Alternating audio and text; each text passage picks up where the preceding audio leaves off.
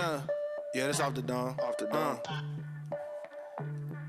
Yeah. I never let nobody with no motion try to hold me. I'm an OG, and that's the old me. The way I'm sitting nowadays, the money stacked 9 ways. I'm sipping on a latte. Why they all call me bougie? I don't want no prayers from no haters. Probably waiting on my downfall. Man. Here we are at the OG Rogue Bros. AM roll shop, PM pizza and Sannies. Remember. And we have our boy, Vincenzo, the man behind making the shop happen. So yeah, when we first took the shop on, we tried to kind of fit that gap between kind of roll shop in the morning and sandwiches. We spent all the money that we had getting the shop actually ready and all the different bits of equipment we needed up through the back. So we didn't have money to buy our pizza oven. That took us 6 months to get to that point. Save up again, recoup, and again invest back into the business. So in the morning, it's simple. It's about great coffee, banging morning rolls. So square sausage, unbelievable black pudding, amazing haggis. Our New York bacon, egg and cheese roll. That is a bit of what you need first thing in the morning. And then PM, we turn into pizza and Sannies. If you see why we have bike helmet stands up here, it's because we all have bikes as well. So it's a little bit of our personality into the shop. And again, it's always ever adapting, ever growing and trying to kind of fit the niche that we feel is needed at the time. We're super versatile, we're a small business, so we can make changes very quickly. And that's the most important thing. The big thing that we've learned over the last sort of 3 years of trade in here is that we never take anything for granted. You have to continue to deliver the quality that you set out for on a weekly basis. And it's brilliant having Vinny on board to help do that too. So there's one thing that actually always gets overlooked in the shop as well, and that's our suspended coffee program. You can either buy a coffee, you can see these little tokens here have all got people's name on it. Alice, Kate, Chloe, Alenda, Joyce. These are coffees or suspended hot drinks that have been bought for people in the future. So if you're a little bit hard on time, if you're having a shit day, if you are needing that little bit of pick-me-up, we always have tokens in here that you can come in and request a suspended coffee from a stranger. So yeah, just those little things, those little acts of love and care go such a long way. So yeah, anybody, South Queensway surrounding areas, if you're passing by and you need a little pick-me-up, there's always a suspended coffee there for you. Welcome to the first episode of Rogue Bros, the family business. Over the coming year, we're inviting you inside Rogue Bros. Not the highlight reel, not overnight success. We're lifting the curtain on 4 businesses and the reality of Scottish hospitality challenges. The craft, the sacrifice, the community, and the responsibility that comes along with doing things the right way / the rogue way. It's a big job, but little steps forward every day will get us there, as we've always believed in Scottish hospitality. Look after the people, respect the produce, and the rest will take care of itself. This is our story, and Scottish hospitality's story too. Fiercely independent, unapologetically rogue. Rogue Bros Boathouse.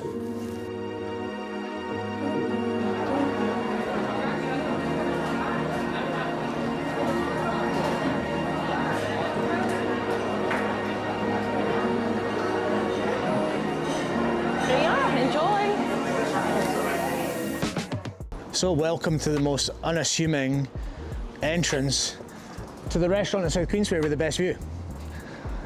We come in off the street into our Los Hermanos Picaros, which is our tapas bar. We'll touch upon that later. We come down the stairs. You don't have to run down the stairs, but I always run and jump down the stairs for some reason.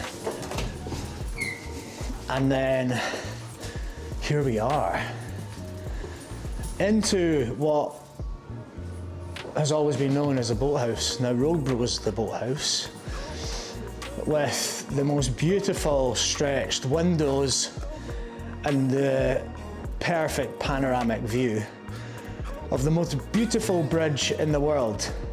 Also a UNESCO World Heritage Site. If you want a table with the best view and you're a table of 2, you always ask for table 25. Now we'll brave outside. In the summer months, there's not a better place to sit down and enjoy some scran and some beautiful wine from our suppliers at Alliance. But in the depths of winter in January,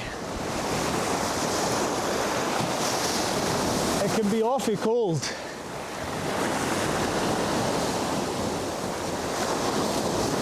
Believe it or believe it not, we had a table sitting out here the other day just to have a couple of hot chocolates and a cappuccino.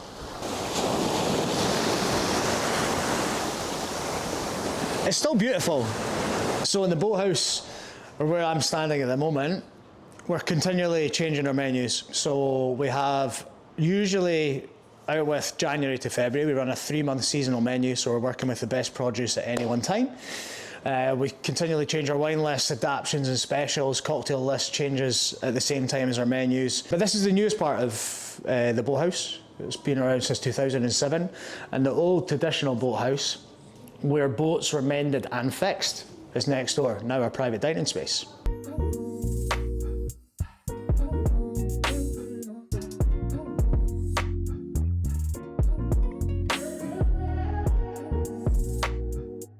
So we're at the moment in our largest private dining space. Believe it or not, this has been many things over the years. They used to make boats in this actual room where we are, and this is how you would get them in and out. Now our beautiful French doors that you can open up in the summer months and hear the sound of the waves. Also enjoy that incredible view.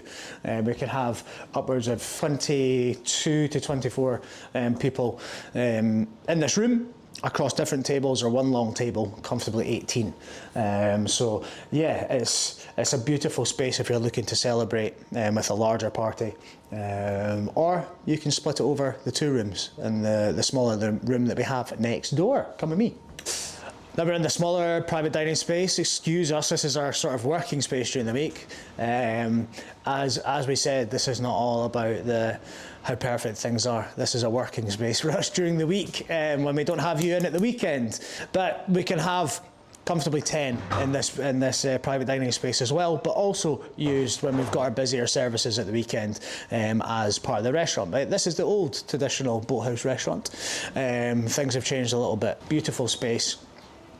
Big bay window, 3 windows with, again, that most beautiful, stunning view that really you can't get anywhere else.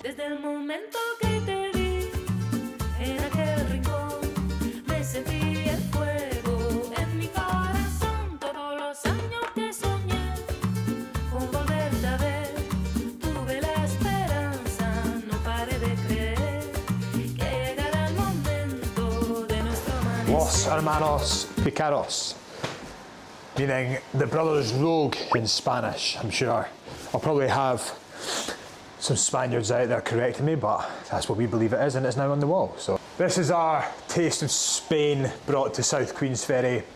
We kind of identified that it was missing something in the local area. A lot of the establishments are kind of the same, so we wanted to bring something a wee bit different, something that we love to do as well. Is we love going out for tapas, authentic tapas, not like this British stuff that you're normally used to. So yeah, we went out on a bit of a trip. We went to San Sebastian and stuff, a few of us, and done a bit of R&D, had a really good time, and came back and thought, you know what, that's what we need to do. So yeah, the space upstairs was sitting derelict. It kind of looked a bit like a dodgy front room with 2 chairs. So, but behind the partition wall was a massive open space. There used to be a bar before a little while ago, but it's just sat, not really doing anything. So we ripped everything down starting on January the 2nd last year, 2025, I believe, and we started with the roof. So our biggest promise to our residents who are upstairs was to make sure that they couldn't hear anything, especially when we were putting speakers in and we wanted to have like a livelier bar on the high street and the high street presence. So we had to triple layer it, take everything down, layer it with acoustic woolen and acoustic dents, plasterboard. So yeah, that was an interesting one. We were taking the old lath plaster down, which if you don't know is filled with horsehair, and it's almost like the blacksmith's coal out of the burners. Literally our granddad was quite happy to let us know. So yeah, it was a sight seeing us after we'd taken all that down. So yeah, we took all that down, lowered the roof down, and made sure that it was nice and acoustic, giving us a nice sort of sound, especially when we've got our front doors open. After that, we pretty much done about 90% of this job ourselves. Two things that we would say we'd never touch is electrical and plumbing. So pulled in every favour that we possibly could have. Shout out Strachan Plumbing and Strachan Electrical. They're not the same company, just the same surname. And Mr. Colin Ross, aka God, that we like to know, but his wife absolutely despises us for calling him that because it makes his head even bigger. But yeah, Colin done pretty much all of our joinery work, building of these booths. Obviously we wanted to make sure that we had like the nicest sort of seating, upholstered, and building our booth and building the chairs and stuff that are all behind you. Quite a lot of the things that we also bought were old sort of chairs from a restaurant that was actually shutting. Place being an institution for like 30 years, and we went in and sort of took a couple of bits and bobs from that restaurant, one of which, our good old lady, doesn't matter which angle you look at her, she always looks like she's staring right at you. It's a bit bizarre.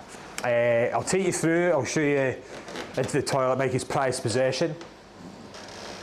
I wasn't so keen when I seen the bill for it, but we'll show you.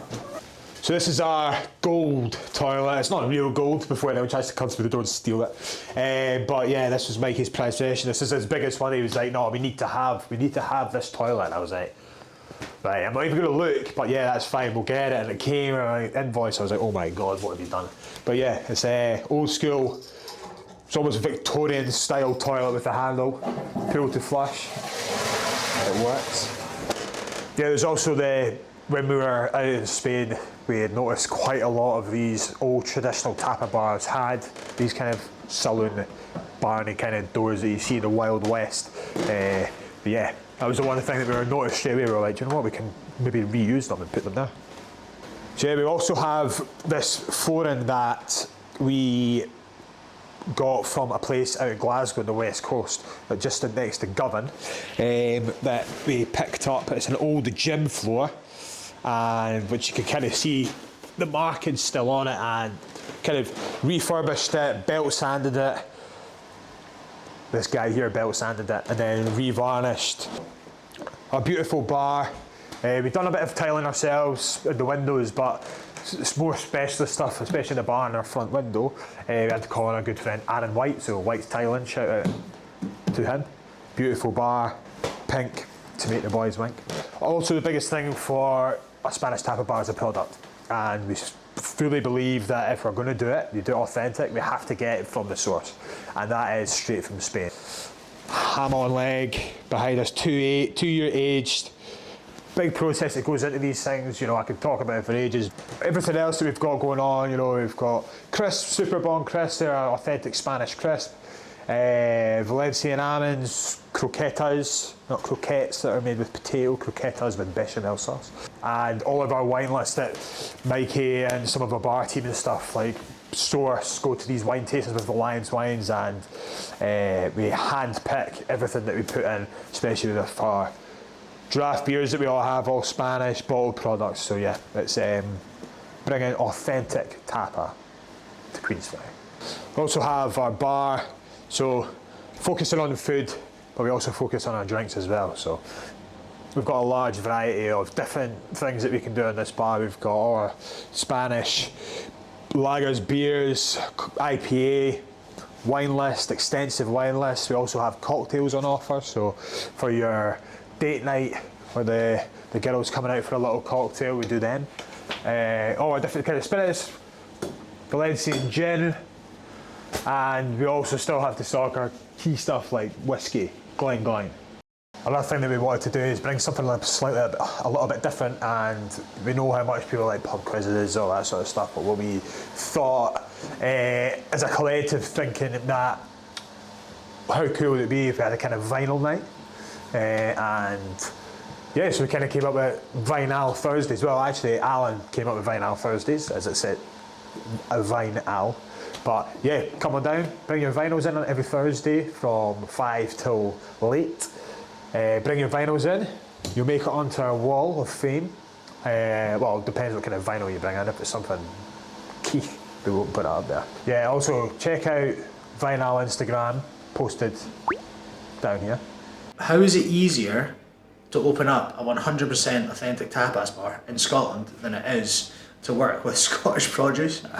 The biggest problem we have is like cost of produce, and like every single week it seems to cost more money for potatoes, or more money for this, more money for that, more money for this, more money for that.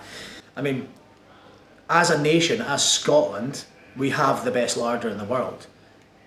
What we need to do as our perceived experts in that field is follow that through. So yeah, when we had that conversation, and the generosity of the people that turned around to us and said, oh, well, we have, like, you could have a kitchen garden here if you wanted. I mean, you'd be an absolute fool not to jump at that opportunity. The sunny January that we are, welcome to the kitchen garden. Or what is going to be the kitchen. One amazing thing, being able to actually grow some of your own produce, fruit, veg, herbs. What else are we thinking? So general vegetables, fruits, look at putting some orchard plants in, but I think it's all educational purpose for ourselves as well, kind of sustainability and what can be grown on our lands instead of buying from other countries. Yeah, lots of different planters. There's a big outdoor kitchen at the moment, but that is going to be moving.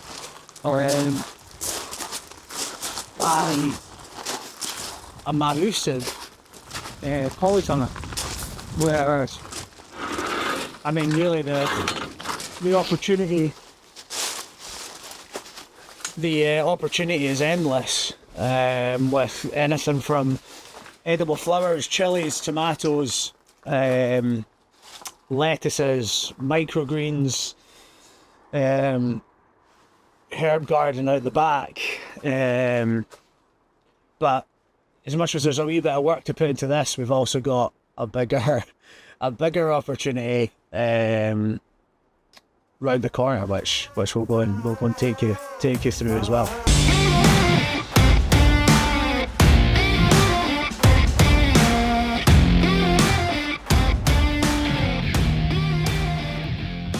And this is the bigger opportunity that we're talking about. So we've got our kind of raised beds and polytunnel over here, but we're standing in an old Victorian Wellman sense of responsibility and a kind of mad sense of gratitude as well. And it's just, yeah, we never thought we'd probably ever be in this position. But we've got a little river in behind as well. We know that there's access to brown trout and stuff like that, so that's really cool. We're standing on a big lot of grass at the moment, but let's see where we are in a few months' time. I mean, James, you were thinking fruits, Orchards, pears, plums, apples, cherries. I think we get a lot of the sun directly over all day, especially in the summer, so aye, a lot of work to be done, but never scared of a little bit of hard work. Nah. Yeah. Yeah. So wall garden kept the cold out and gave the walled garden its like own sort of like microclimate within Scotland itself. So it was warmer in the walled garden than it was outside the walled garden. Yeah, there used to be like a big fucking orangery sort of down that side, and you can see the old stove that would obviously heat that up so they could grow.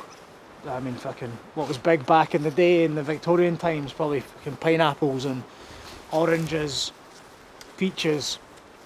So that would be fucking stoked with your coal and your fire, and then the heat would be fucking blasted into that to keep it a hot temp. So we talked about kind of what we want to plant and everything in the plant. the biggest thing that we have in Scottish hospitality at the moment, especially in restaurants, is that we're buying stuff from all over the world, not just in Scotland. And the more that we can produce things, get things planted in the beginning of February, March, and then start to see that hit your plate in our restaurants come June, July, August, there's some things that will produce very quickly, like your lettuces and things like that. Then we'll be planting in the summertime for our sort of winter veg, that will start hitting your plates come Christmas time, Novembers, Decembers. And if we're talking about, James was talking about that orchard, that's going to be a year, 2 years sort of project until we start seeing those trees actually producing fruits that we can utilise, not just on plates of food but also in our drinks and our cocktails. Well, really exciting project. Kind of when you look at it and how much is actually there to do, it could seem overwhelming, but yeah, as we said, we're never scared of rolling up the sleeves and actually trying to make a difference. I think is the biggest thing. If anybody's going to do it, why not us? I mean, this isn't going to be getting utilised in our houses, do you know what I mean? Oh, maybe.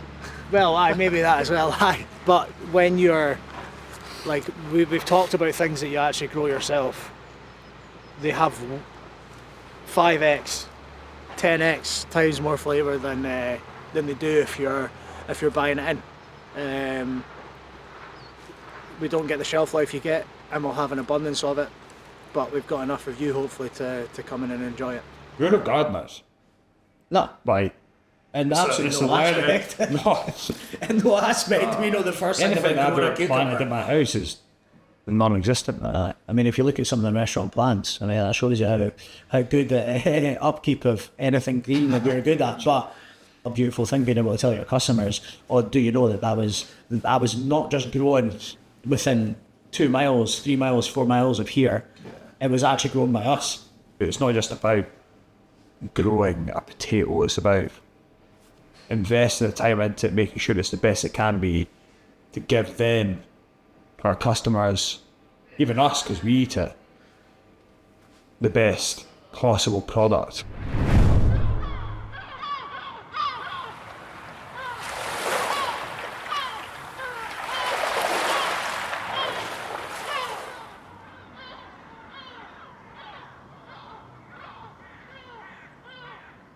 The plan wasn't to go on the boat today. The plan was to change the propeller today, but we couldn't get any boat lube because the place where you buy the boat lube was closed at 9 o'clock this morning. Obviously, South Queensferry Harbour being tidal, we weren't out of our beds at 6:30 this morning to get down at low tide to give us enough time, nor was the boat lube shop open either. It was also like -1 this morning too. So yeah, we thought, fuck it, let's get out on the boat, see if we can get anything on the rods. That being said, as if the battery starts, because it's obviously been cold and the engine ain't been running for a little while. So game could be a bogey as soon as I flick the battery switch to see if the battery starts. Should have maybe done that before going and get fuel and everything. Yeah, I know, but you know, just in for a penny, in for a pound.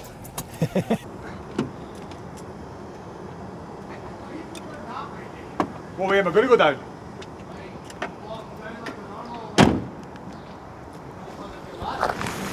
Backward.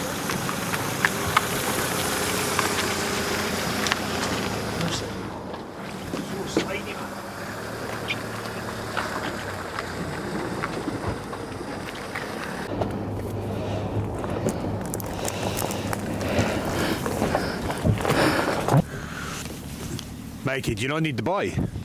The boy's there. I'm tying the two of these together now. These are the tyres that I'm tying onto that, just so we didn't lose the tyres.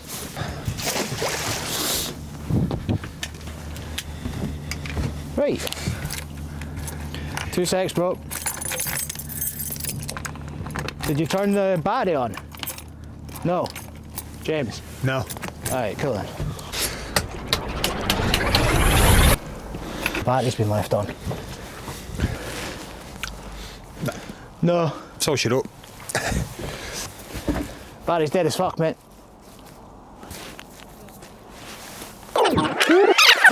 Game could be a bogey as soon as I flick the party switch.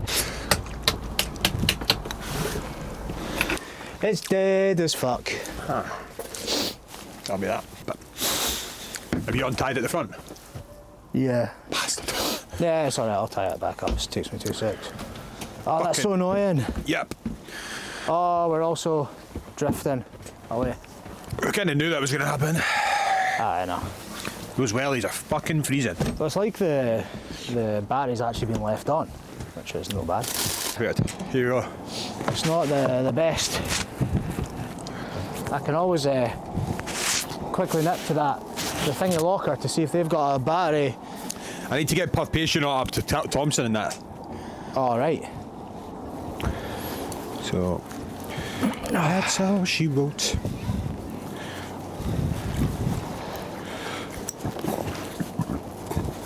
Oh no.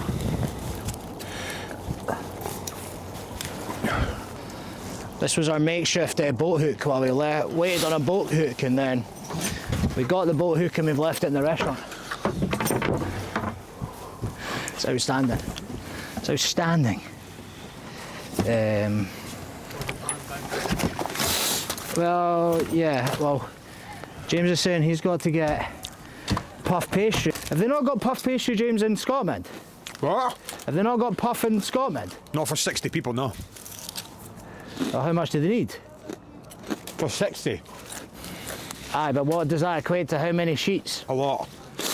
Well, I'm just asking, just to see if there's anything we can do in between. You know what I mean? Oh, just what I want. Slapped by a big dirty fourth Queensferry fucking harbour fucking wet piece of rope. I can confirm it tastes like salt. He's a spitter. Oh! True. So we're standing out on our beautiful terrace in January. I just think it's a bit choppy and cold. I don't know what else. Jesus. Inside. Thank you so much for watching episode 1. And an insight into who we are and what we're about. And now in episode 2. In episode 2, we've got our first event of the year, so our Burns long lunch, bringing back the long lunch. We've got our first wine tasting of the year as well, probably the biggest wine tasting in Scotland, and we've got an R&R weekend when we're away with the family, celebrating our mother finally retiring after many years of work. Dive into the East Nook, cooking our family some scran, hopefully get a little bit of golf in. That'd be a beautiful thing. And a little, what is it, the 18th hole, the 19th hole. The 19th hole. 19th hole. Very many pints consumed by the boys. What we have got is, we've dropped in a little secret QR code in this video. At some point, if you find it, 50% off your bill. Good luck. Thank you so much again for watching, and like, subscribe and comment and just help us out.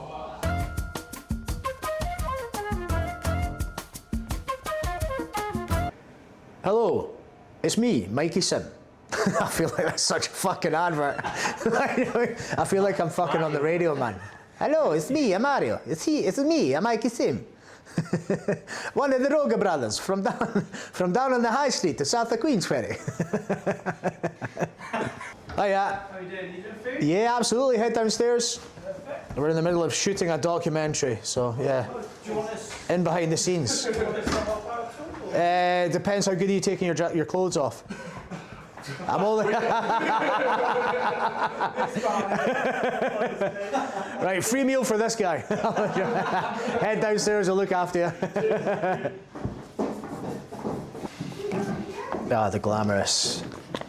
The glamour of in behind the scenes of what it's like trying to actually film a docu-series whilst trying to run 4 businesses at the same time. Why did we do this to ourselves? Well, I ask myself that every day. Whiners are winners. Don't be a whiner.